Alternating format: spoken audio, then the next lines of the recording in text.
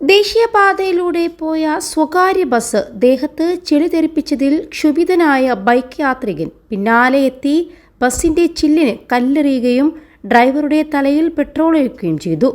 ബുധനാഴ്ച രാവിലെ 9 മണിയോടെ എരമല്ലൂർ ജംഗ്ഷന് സമീപമാണ് സംഭവം നടന്നത്. പോലീസ് എത്തി ബൈക്ക് യാത്രികനായ കോടംതുരുത്ത് ഗ്രാമപഞ്ചായത്ത് എഴുപുന്ന തെക്ക് കറുകപ്പറമ്പിൽ സോമേഷിനെയാണ് കസ്റ്റഡിയിലെടുത്തത്.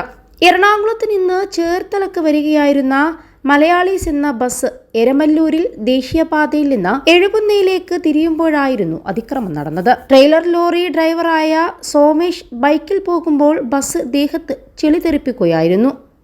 തുടർന്നാണ് ഇയാൾ പിന്നാലെ തുടർന്ന് ബസിന്റെ ചില്ലിന് കല്ലെറിഞ്ഞത്. കാര്യം ചോദിക്കാനിറങ്ങിയ ബസ് ഡ്രൈവറുടെ തലയിലൂടെ തന്റെ കയ്യിലുണ്ടായിരുന്ന ക്യാനിലെ പെട്രോൾ ഒഴിച്ച് വധഭീഷണി മുഴക്കി.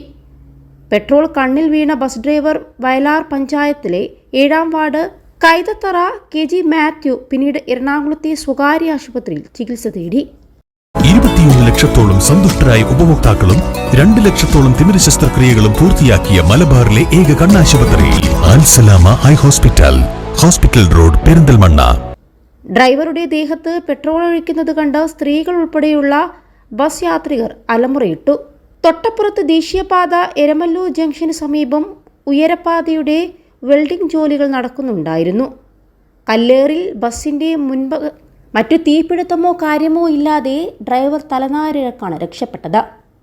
കല്ലേറിൽ ബസിന്റെ മുൻഭാഗത്തെ ചില്ലിന് ചെറുതായി പൊട്ടലുമുണ്ട്. ഡ്രൈവർക്ക് നേരെയുണ്ടായ അക്രമത്തിൽ പ്രതിഷേധിച്ചുകൊണ്ട് വയലാർ വഴി ചേർത്തലക്ക് സർവീസ് നടത്തുന്ന സ്വകാര്യ ബസ്സുകൾ പണിമുടക്കി.